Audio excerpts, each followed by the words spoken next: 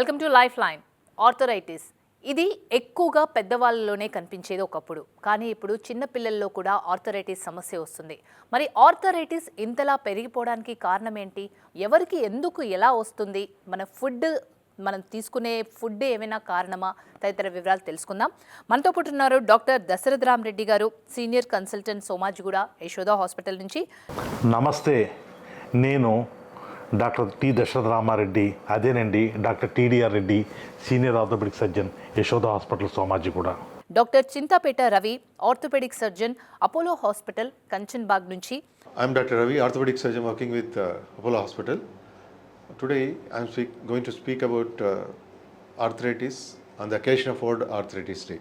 Doctor GVS Ravibabu, orthopaedic surgeon, Kamineni hospitals, Kurnool నుంచి. My name is Dr. GVS Ravibabu. నేను orthopaedic consultant, arthroscopy and sports injury specialist. I'm working at Gemcare Kamineni hospitals, Kurnool. Doctor Ramprasad Kancharla, orthopaedic surgeon, Amar orthopaedic hospitals నుంచి. Doctor Ramprasad, chief joint replacement surgeon at Amar orthopaedic hospital in Guntur. ముందుగా దశరథ రామరెడ్డి గారు, ఈ arthritis అంటే ఏమిటి? భారతదేశంలో ఎక్కువగా ప్రజలు ఎందుకు ఫేస్ చేస్తున్నారంటారు ఈ ప్రాబ్లంతో?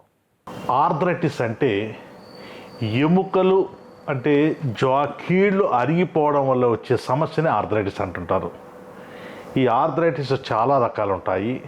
సాధారణంగా ఇండియన్స్ ప్రపంచంలో ఎవరన్నా కూడా ఎక్కువగా బాధపడేది ఆస్టియో ఆర్థరైటిస్. అంటే వయసు పెరిగే కొలది కూడా ఈ ఎముకలు ఏదైతే ఒత్తిడికి గురయ్యి అరిగిపోతాయో దానివల్ల వచ్చే సమస్యను ఆర్థరైటిస్ అంటారు. ఈ ఆర్థరైటిస్ వెరైటీస్ చాలా ఉంటాయి. సాధారణంగా వయసుతో పాటు వచ్చేదాన్ని ఆస్టియో ఆర్థరైటిస్ అంటారు. అలా కాకుండా కొన్ని వ్యాధుల వల్ల, అంటే రొమటాయిడ్ డిసీజ్ వల్ల వచ్చే రొమటాయిడ్ ఆర్థరైటిస్ అని చెప్పేసి, గౌట్ వల్ల వచ్చే ఆర్థరైటిస్ని గౌటీ ఆర్థరైటిస్ అని చెప్పేసి, అదేవిధంగా కొన్ని ఇన్ఫెక్షన్స్ వల్ల, అది బ్యాక్టీరియల్ ఇన్ఫెక్షన్ అన్న అవ్వచ్చు లేదా ట్యూబర్క్యులర్ ఇన్ఫెక్షన్ అన్న అవ్వచ్చు, దానివల్ల వచ్చేది ఇన్ఫెక్టివ్ ఆర్థరైటిస్ అని అంటుంటారు. అలా కాకుండా ఈ మధ్య కాలంలో ఈ కోవిడ్ వచ్చిన తర్వాత స్టెరాయిడ్ ట్రీట్మెంట్ తీసుకోవడం వల్ల, అంటే కోవిడ్లో అప్పుడు ప్రాణం కాపాడడమే ఒక ప్రథమ కర్తవ్యం కాబట్టి, అప్పుడు ఈ కోవిడ్కి ఒక గైడ్లైన్స్ లేదు కాబట్టి స్టెరాయిడ్స్ ఇచ్చి పేషెంట్ బతికించడం జరిగింది. వాళ్ళలో ఈ స్టెరాయిడ్ వాడకం వల్ల, ఎక్కువ మోతాదులో వాడడం వల్ల ఈ హిప్ జాయింట్లో ఉండే రక్త ప్రసారణ తగ్గిపోయి అది ఏ వేస్తారని నెక్రోసిస్ అయ్యి అది సెకండరీ ఆర్థరైటిస్ రావడము. అలా కాకుండా ఆల్కహాల్ తీసుకునే వాళ్ళలో అది కూడా ఏ వేస్తారని నెక్రోసిస్ ఆర్థరైటిస్ రావడము. ఇలాగా చాలా రకాల ఆర్థరైటిస్ ఉన్నాయి. ఆర్థరైటిస్లో 3 స్టేజెస్ చెప్పుకోవచ్చు. ఒకటి mild arthritis, moderate arthritis, severe arthritis. Doctor Chintapeta Ravi గారు, ఈ కీళ్ళ నొప్పులు పెరగడానికి ప్రధాన కారణం ఏంటంటారు? ఆర్థరైటిస్ అన్నది మనకు అరుగుదల వల్ల ఎక్కువ వస్తుంటుంది. తర్వాత దెబ్బలు తగిలిన తర్వాత అరగడం అనేది ఒకటి సెకండరీ ఆర్థరైటిస్ అంటాము. ఇది కాకుండా మన life style, food habits. Life style అంటే ఎంతసేపు ఫిజికల్ యాక్టివిటీ లేకుండా, ఎక్సర్సైజ్ లేకుండా చాలాసేపు కూర్చుండడం, అలాగే అన్హెల్దీ ఫుడ్ తినడం, లో ఫైబర్ హై క్యాలరీ డైట్, తద్వారా లావ్ అవ్వడం. లావ్ అయిన వాళ్ళకి అరుగుదల అనేది ఎక్కువ వస్తుందండి. దాని తర్వాత కొంతవరకు జెనెటికల్ ఫ్యాక్టర్స్ కూడా మనకు కారణమవుతుంటాయి. డాక్టర్ రవిబాబు గారు, ఇది కీళ్ళ నొప్పులు అనేవి నిర్దిష్ట గ్రూప్కి ఏదైనా, అంటే వాళ్ళు చేసే జాబ్ని బట్టి ఈ కీళ్ళ నొప్పులు వచ్చే అవకాశం ఉందంటారా? ఆర్థరైటిస్ అంటే మీనింగ్ యాక్చువల్గా ఐటిస్ అంటే ఇన్ఫ్లమేషన్ అండి. ఆర్థరైటిస్ అంటే జాయింట్ ఇన్ఫ్లమేషన్. అంటే అరుగుదల అంటే ఏంటి? ఈ మోకాళ్ళ గుజ్జు తగ్గడము, తుంటి ఎముకల గుజ్జు తగ్గడం. ఈ అరుగుదల అనేది 2 రకాలు. ఒకటి ప్రైమరీ అంటాము, రెండోది సెకండరీ అంటాం. ప్రైమరీ అంటే age group more than 60 years, తర్వాత ఈ పీరియడ్స్ అయిపోయిన వాళ్ళకి, బోన్ స్ట్రెంత్ ఎవరికి తక్కువ ఉందో వాళ్ళకి వచ్చేది మనం ప్రైమరీ ఆర్థరైటిస్ అంటాం. సెకండరీ ఆర్థరైటిస్ అంటే ఎనీ అదర్ లైక్ ఇప్పుడు దాని బట్టి ఇంతకుముందు ఎప్పుడైనా చాలా సంవత్సరాల కిందట యాక్సిడెంట్ జరిగి అక్కడ కింద పడి వాళ్ళకి ఏదైనా కార్టిలేజ్ లీజన్స్ డెవలప్ అయ్యి దాన్ని నెగ్లెక్ట్ చేసి, లిగమెంట్ ఇంజురీస్ అయ్యి దాన్ని నెగ్లెక్ట్ చేసి, ఓవర్ పీరియడ్ ఆఫ్ టైం ఒక 20 yearsకి వాళ్ళకి జాయింట్ అరిగిపోతుంది.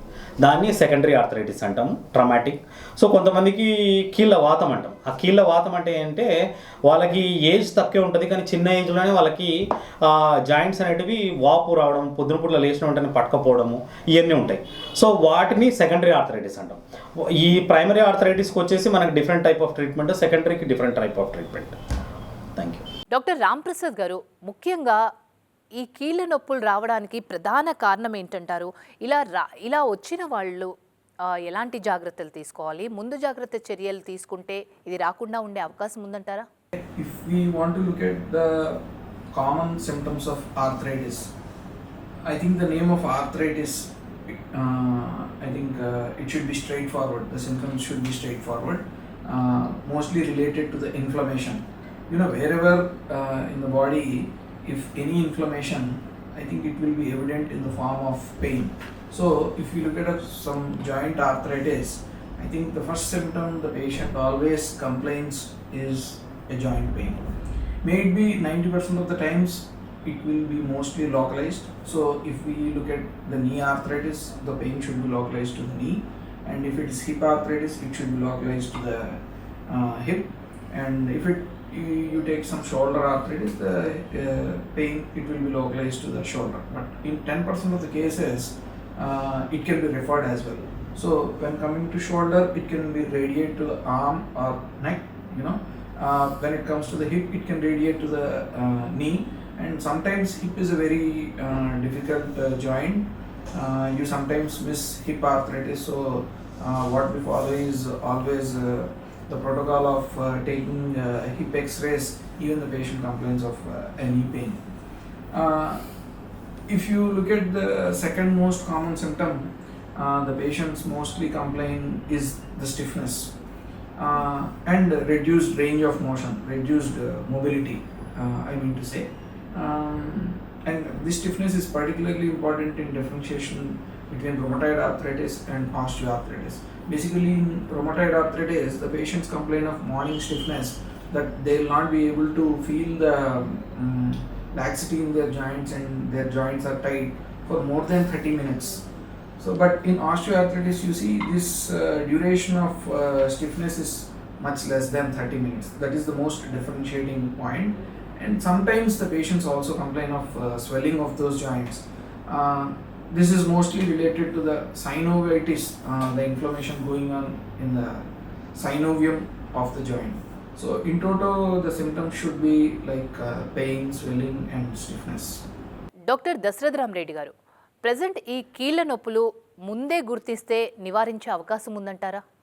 సాధారణంగా majority of the out patients, అంటే ఏ ఆర్థోపెడిక్ సర్జన్ దగ్గరికి వెళ్ళినా కూడా ఎక్కువ మంది వచ్చేది, డాక్టర్ గారు నాకు మోకాళ్ళు నొప్పులు వస్తున్నాయి అంటుంటారు.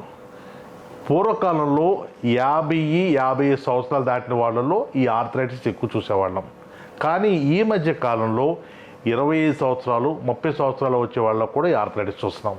కారణం ఏంటంటే, ఒకటి లైఫ్ స్టైల్ ఏంటి, ఎక్కువసేపు కూర్చుని కదలకుండా పనిచేయడం వల్ల ఊబకాయం రావడం వల్ల ఆర్థరైటిస్ రావడము, లేదా కొంతమంది ఫిట్నెస్ బాగా ఉండాలనే ఉద్దేశంతో చేసే యాక్టివిటీస్ వల్ల, అది ట్రెడ్మిల్ అవ్వచ్చు, జాగింగ్ అవ్వచ్చు, ఏరోబిక్స్ అవ్వచ్చు, జుంబా అవ్వచ్చు, వీటి వల్ల కూడా ఆర్థరైటిస్ రావడము.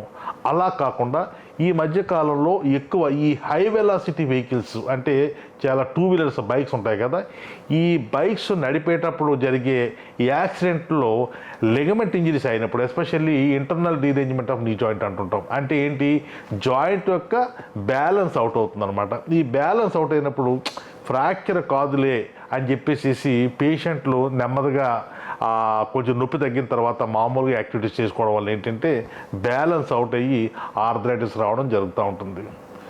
సాధారణంగా ఆర్థరైటిస్ని చాలా వరకు క్లినికల్ ఎవిడెన్స్, క్లినికల్ ఎగ్జామినేషన్ తోటి మన ఆర్థరైటిస్ డయాగ్నోస్ చేయొచ్చు. కానీ ఈ మధ్య ప్రతిదీ కూడా ఎవిడెన్స్ బేస్డ్ మెడిసిన్ అయిపోయింది కాబట్టి తప్పనిసరిగా పేషెంట్కి సింపుల్ ఎక్స్రే, అంటే మోకాళ్ళు నొప్పి వచ్చిందనుకోండి, స్టాండింగ్ పొజిషన్లో నీ జాయింట్ ఎక్స్రే తీయడము, అదేవిధంగా వేరే చోట్ల ఆర్థరైటిస్ వస్తే, సపోజ్ హిప్ జాయింట్లో వస్తే హిప్ ఎక్స్రే, షోల్డర్లో వస్తే షోల్డరు, రిస్ట్ వస్తే రిస్టు, అంటే కంప్లైంట్ని బట్టి ఆ పర్టికులర్ జాయింట్ని ఎక్స్రే తీయడము. అంతేకాకుండా సింపుల్ రక్త పరీక్షలు, అంటే complete blood picture, ESR, CRP, thyroid, rheumatoid factor, serum uric acid ఇటువంటి కొన్ని టెస్టులు చేసి దాన్ని ఆర్థరైటిస్ని డయాగ్నోసిస్ జరుగుతుంది. డాక్టర్ చింతాపేట రవి గారు, దీన్ని ముందే గుర్తిస్తే ట్రీట్మెంట్ ఇస్తే ఇది కంప్లీట్గా నయమే అవకాశం ఉందంటారా? డయాగ్నోస్ చేసిన తర్వాత వాళ్ళు నెగ్లిజెన్స్ చేయడం వల్ల ఎలాంటి కాంప్లికేషన్స్ ఫేస్ చేయాల్సి ఉంటుందంటారు? ఈ ఆర్థరైటిస్ అనేది మనం ఎర్లీ స్టేజ్లో అంటే త్వరగా అది స్టార్ట్ అయినప్పుడే కనిపెట్టి దానికి సరైన వైద్యం చేయడం ద్వారా చాలా కాంప్లికేషన్స్ అవాయిడ్ చేయొచ్చండి. ఎక్కువ అరిగిపోతే కాలు వంపు రావడం, అరిగిన కాలు వాపు రావడం, అరిగిన కాలు చుట్టుపక్కల ఉన్న లిగమెంట్స్ ఇవి దెబ్బతినడం ఇవన్నీ జరుగుతుంటాయి. చాలామంది పేషెంట్లు ఎప్పటి నుంచో మామూలు నొప్పి ఉంది సార్ అంటుంటారు. ఇది మామూలు నొప్పి అనడం ఏమీ లేదు. ఇది మనకు ఎర్లీ స్టేజ్లో చూసుకుంటే మనకు ఎక్కువ అరిగిపోయి తద్వారా వచ్చే కాంప్లికేషన్స్ కానీ ఆపరేషన్ చేయాల్సిన అవసరం కానీ తగ్గుతాయండి. ప్రైమరీ ఆర్థరైటిస్లో మెయిన్గా 5 స్టేజెస్ ఉంటాయి. 1, 2, 3, 4, 5 అని. 1, 2 స్టేజ్లో అయితే just simple medications, life style modification చేసుకుంటే సరిపోతుంది. డైలీ తినే ఫుడ్ కానీ వాళ్ళు డైలీ ఎక్సర్సైజ్ కానీ చేసుకుంటే సరిపోతుంది. ఫిజియో మెయిన్ ఇంపార్టెంట్ ఏంటంటే ఈ కండరాలని బలపరిచి మన గుజ్జు పెరగడానికి ఉపయోగపడుతుంది. సో స్టేజ్ 3 వచ్చేసి దాంట్లో కొంతవరకు మన ఫిజియోథెరపీతో పాటు మనకు కొన్ని గ్రోత్ ఫ్యాక్టర్స్ తీసుకోవాల్సి వస్తుంది. అంటే మోకాల్లో గుజ్జు ఎక్కిస్తాం. అంటే మోకాలనే కాదు, ఇప్పుడు చీలిమండలం, యాంకిల్, తర్వాత షోల్డర్స్, తర్వాత హిప్, వీటన్నిటిలో కూడా ఏదైతే జాయింట్ పోతుందో దానికి స్టెమ్ సెల్స్ కానీ పిఆర్పి ట్రీట్మెంట్ అంటాం, ప్లేట్లెట్ రిచ్ ప్లాస్మా, వీటిని యూజ్ చేస్తే 3rd స్టేజ్. ఒకవేళ 4th, 5th స్టేజ్ ఉందంటే దాన్ని బట్టి ఒకవేళ పేషెంట్కి వెరీ సివియర్ ఆర్థరైటిస్ అంటాం. దాంట్లో అంటే వాళ్ళు వాకింగ్ టాలరెన్స్ అంటే ఇప్పుడు వాళ్ళు నడిచే కెపాసిటీ ఇక్కడ నుంచి ఎంత దూరం నడవగలరు, దాన్ని లెస్ దాన్ 300 మీటర్ అంటే 300 మీటర్ల కంటే ఎక్కువ నడచలేరు. వాళ్ళకి టోటల్ జాయింట్ రీప్లేస్మెంట్ లైక్ మోకాలు మార్పిడి, తుంటి మార్పిడి, ఈ భుజం మార్పిడి ఇలాంటివి చేస్తాం. So that's the treatment for arthritis. Doctor Ramprasad గారు, ఈ కీళ్ళ నొప్పులు రాకుండా ఉండాలంటే ముఖ్యంగా జీవన శైలిలో ఎలాంటి మార్పులు తీసుకురావాల్సి ఉంటుందంటారు? Coming to adopting healthier habits, actually healthier habits is always an understated answer to any problem, may it be joint arthritis or any other problem in our body. But still, as a doctor, I always recommend my patients to adopt healthier habits. This includes maybe diet, weight management and daily exercise. Coming to diet, I think it plays a very crucial role in management of joint pains, swelling and arthritis. There is a lot of science involved in it, but simply to summarize, you need to get those sulforaphane compounds which help in building your cartilage. So these sulforaphane compounds are mostly available in your broccoli, cabbage and those sort of vegetables. And the calcium rich diet and vitamin D rich diet also helps in maintaining the calcium and vitamin D balance in our body, strengthening our bones and joints.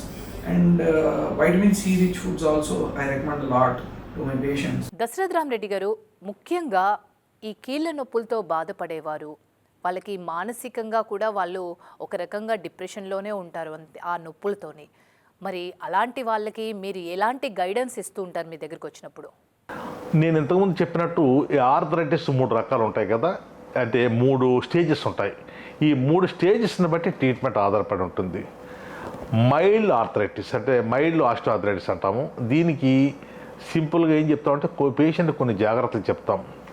మీరు కింద కూర్చోవద్దు, అదేవిధంగా బాసింపట్టు అంటే cross leg అనమాట, చెక్కిలి ముక్కలు అంటాము, అది వేసుకోవడం, స్టెప్స్ ఎక్కువగా వాడడము, సోఫాలో కూర్చోవడము, స్క్వాటింగ్ చేయడము, ఇవి తగ్గించుకుంటే మైల్డ్ ఆర్థరైటిస్ని మోడరేట్ ఆర్థరైటిస్కి వెళ్లకుండా, లేదా ఇనీషియల్ స్టేజ్లో అంటే మైల్డ్ ఆర్థరైటిస్కి ఏం చేస్తామంటే సింపుల్ పెయిన్ కిల్లర్స్, అదేవిధంగా నేను చెప్పిన జాగ్రత్తలు, అదేవిధంగా కొన్ని ఎక్సర్సైజ్లు చేస్తూ ఉంటాం. మోడరేట్ ఆర్థరైటిస్ అంటే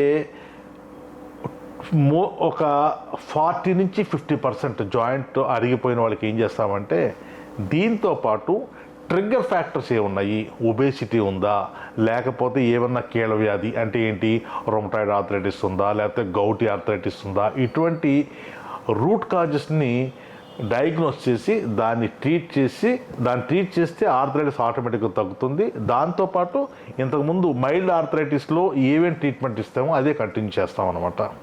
ఇకపోతే సివియర్ ఆర్థరైటిస్, మన వాజ్పేయి గారు ఆపరేషన్ చేయించుకునే వరకు కూడా చాలామందికి ఈ మోకాళ్ళ ఆపరేషన్ గురించి నాలెడ్జ్ లేదు. థ్యాంక్స్ వాజ్పేయి గారు, మన పూర్వ ప్రధానమంత్రి గారు. వారు ఆపరేషన్ చేయించుకున్న తర్వాత నీ జాయింట్కి ఆపరేషన్ ఉంటుంది అని ఈ విషయం ఈవెన్ మన బాగా రిమోట్ ప్లేసెస్లో కూడా ఈ నీ జాయింట్ రీప్లేస్మెంట్ గురించి జనాలకు అర్థమైందనమాట. డాక్టర్ రవి గారు, మీ దగ్గరకు వచ్చినప్పుడు వాళ్ళ మానసిక స్థైర్యం అంటే వాళ్ళు ఆల్మోస్ట్ ఆ పెయిన్లో ఉంటారు కాబట్టి అంటే డాక్టర్స్ చెప్పేది పేషెంట్స్ డెఫినెట్గా వాళ్ళు ట్రస్ట్ చేస్తారు కాబట్టి మీరు ఎలా చెప్తూ ఉంటారు వాళ్ళకి? అండ్ ట్రీట్మెంట్ విధానము వాళ్ళకి సాటిస్ఫైడ్గా ఉండే విధంగా ఒక డాక్టర్ ఏం చేస్తారు? ఆర్థరైటిస్ అంటే కీళ్ళ నొప్పులు. దీనికి గల కారణాలు చూస్తే మనకు అరుగుదల అనేది చాలా ముఖ్యమైన కారణం. దాని తర్వాత ఏదైనా ఇంజ్యూరీ అవ్వడం, దాని తర్వాత త్వరగా అరిగిపోవడం, ఇవి జరుగుతుంటాయి. ఆర్థరైటిస్కి గల కారణాల్లో ఊబకాయం, ఒబేసిటీ చాలా ముఖ్యమైనది. ఒబేసిటీ కారణం వచ్చి లైఫ్ స్టైల్ తప్పుగా ఉండడం, అంటే ఎక్సర్సైజ్ లేకపోవడం, ఎంతసేపు కూర్చొని ఆఫీస్లో పనిచేయడం, ఫిజికల్ యాక్టివిటీ ఉండదు, బ్రెయిన్కి చాలా స్ట్రెస్ అవుతుంటుందండి. తర్వాత జెనెటిక్ ఫ్యాక్టర్స్, జీన్స్ ద్వారా వచ్చిన ఫ్యాక్టర్స్ కూడా దీనికి కారణం. తర్వాత ఎన్విరాన్మెంటల్ ఫ్యాక్టర్స్, స్మోకింగ్, ఇవన్నీ కూడా మనకు కారణం కావచ్చు. తర్వాత ఆర్థరైటిస్ త్వరగా ఎర్లీ స్టేజ్లో వైద్యం చేసుకోవడం చాలా ముఖ్యమండి. ఆర్థరైటిస్ అనేది త్వరగా చూసుకుంటే ఫాస్ట్గా త్వరగా అరిగిపోకుండా చేయొచ్చు.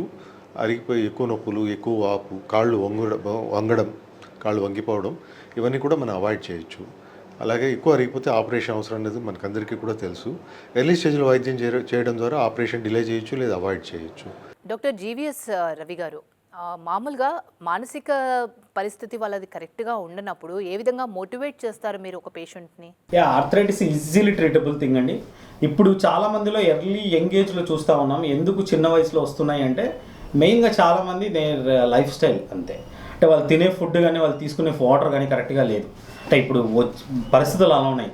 ఏదైతే మినరల్ వాటర్ అంటారో దాంట్లో మినరల్స్ లేవు, ఏదైతే మంచి ఫుడ్ అంటారో అది నార్మల్ ఫుడ్ కాదు. సో ప్లస్ ఇంకోటి, మోస్ట్ ఆఫ్ ది పీపుల్ ఇంతకుముందు ఇప్పుడు విలేజెస్లో తీసుకోండి, వాళ్ళే హెల్తీగా ఉంటున్నారు చాలామంది. ఎందుకంటే వాళ్ళు వాళ్ళ టైంకి తగ్గట్టు లేస్తారు, వాళ్ళు కరెక్ట్ టైంకి తింటారు, కరెక్ట్ టైంకి పడుకుంటారు, వాళ్ళ వెయిట్ హైట్ తగ్గట్టు మెయింటైన్ చేస్తున్నారు. బట్ సిటీస్లో కానీ మెయిన్గా ఈ మెట్రోస్లో అంటే లైఫ్ స్టైల్లో ప్రాబ్లం వచ్చి ఒబెసిటీ పెరిగిపోయింది, ఓవర్ వెయిట్. సో వీటి వల్ల జాయింట్స్ అనేవి త్వరగా అరిగిపోతున్నాయి. సో దాన్ని ప్రివెన్షన్కి మీ లైఫ్ స్టైల్ మోడిఫికేషన్ చాలా important. Second thing, simple exercise, physiotherapy అంటే మన quadriceps exercise, hip strengthening exercise, back exercise, ఇలాంటివి మన వ్యాయామాలు చేసుకున్నాం అనుకోండి, కండరాలు అనేవి బలపడి తర్వాత మన కార్టిలేజ్ అనేది బాగా గ్రో అవుతుంది. So at the same time గుర్తుపెట్టుకోవాల్సింది ఏంటి అంటే నథింగ్ టు వరీ. ఇఫ్ మీరు ఒకవేళ ఎక్కువ స్టేజ్లో వస్తే కూడా మనకి ఇప్పుడు ఎలా హెయిర్ ట్రాన్స్ప్లాంటేషన్ ఉందంటే ఎలా మనం హెయిర్స్ మారుస్తామో అలా గుజ్జు కూడా మనం ఒక చోటు నుంచి ఇంకో చోటుకి తీసి వేసుకోవచ్చు. If you want to look at the treatment options, may it be medical or surgical, whatever it is, treatment options only start when a patient wants to see a doctor. Any patient means to say if he is suffering from knee joint pain or hip joint pain or shoulder joint pain, if it comes from joint arthritis, it's a norm that everybody follows, that they follow their home remedies and try their rest, ice, cold packs, hot packs, and using over-the-counter analgesics and whatever it is. If they don't work, I think for 1 month or 2 months, it is plausible that a patient comes to you to see a doctor. I think it is wise to see a doctor if your pain doesn't come down even after trying the home remedies and everything for at least 1 month. That is the alarming sign. But 1 month, I put it as a very red flag. So when you come to a doctor, routinely what we do is, you clinically examine the patient in person, you have some clinical tests to perform, and we routinely look at the x-rays and we get an MRI done if needed, and then we come to a decent sort of diagnosis and which grade of knee arthritis or hip arthritis he is suffering from. నేను చెప్పాను, ఈ arthritis తొలినాళ్ళలోనే గుర్తించి treatment తీసుకుంటే దీన్ని అంటే మన వయసుని ఏ విధంగా ఆపలేము, ఆర్థరైటిస్ని కూడా మనం ఆపలేము. కానీ మనం తీసుకునే జాగ్రత్తల వల్ల, మనం తీసుకునే మందుల వల్ల, మనం చేసే వ్యాయామం వల్ల కూడా ఈ ఆర్థరైటిస్ని కొంత డిలే చేయొచ్చు. అంటే 45 సంవత్సరాల్లో వచ్చే ఆర్థరైటిస్ని మనం 50-52 సంవత్సరాల వరకు పోస్ట్పోన్ చేయొచ్చు. టేక్ హోమ్ మెసేజ్ ఏంటంటే, మోకాళ్ళ నొప్పి కానీ, భుజంలో నొప్పి కానీ, తుంటిలో నొప్పి కానీ, లేదా వెన్నుపూసలో నొప్పి వచ్చినప్పుడు మీరు సమీపంలో ఉన్న ఆర్థోపెడిక్ సర్జన్ కన్సల్ట్ చేసి డయాగ్నోసిస్ కరెక్ట్గా చేయించుకుని దానికి కావాల్సిన రక్త పరీక్షలు, అదేవిధంగా ఎక్స్రేస్ చేయాలి. అదేవిధంగా కొంతమంది చాలా యంగ్ ఇండివిజువల్స్లో, డాక్టర్ గారు నేను యాక్సిడెంట్ అయింది, పడిపోయినప్పుడు, ఆడుతున్నప్పుడు, లేకపోతే వెహికల్ మీద వెళ్తున్నప్పుడు యాక్సిడెంట్ అయింది, మోకాలు ట్విస్ట్ అయిపోయింది, విపరీతమైన నొప్పి వచ్చింది, పెయిన్ కిల్లర్స్ వాడాను, 2 వారాల తర్వాత నొప్పి పూర్తిగా తగ్గిపోయింది, నేను నార్మల్ లైఫ్ లీడ్ చేస్తున్నాను, కానీ అప్పుడప్పుడు నొప్పి వస్తుంది, లేదా నడుస్తుంటే నేను పట్టు వదిలేస్తుంది, పడిపోతానేమని భయం వేస్తుంది. ఫైనల్గా నేను చెప్పదలుచుకున్నది ఏంటంటే, ఇప్పుడు ఆర్థరైటిస్ అనేది ఎర్లీ స్టేజ్లో చూసి వైద్యం చేసుకుంటే త్వరగా అరిగిపోకుండా చేయొచ్చు, అడ్వాన్స్డ్ ఆర్థరైటిస్ పోకుండా చేయొచ్చు, లేదు డిలే చేయొచ్చు. తద్వారా ఆపరేషన్ కూడా అవాయిడ్ చేసే అవకాశం ఉంది. కాబట్టి ప్రజలంతా కూడా ఆర్థరైటిస్ని ఎర్లీ స్టేజ్లోనే గుర్తించి నొప్పికి వైద్యం చేసుకోవాలని కోరుకుంటూ thank you. So don't worry about arthritis. So take care of your daily routine, what you are eating, what you are drinking, and do like minimum physical activity like 15 to 20 minutes per day. Like simple, take a walk. So and if possible, take cycling or swimming. So then that's enough for your joints. Finally, I feel, yeah, joint pains, arthritis, and all these things are not an emergency, but they should never be neglected. They are elective ailments, but still, I think when it is time to see a doctor, yes, you should follow the doctor's advice and adopt healthier habits. Thank you so much doctors. ప్రపంచ arthritis దినోత్సవం సందర్భంగా valuable suggestions ఇచ్చినందుకు. ఇది ఇవాల్టి life line. చూస్తూనే ఉండండి TV9.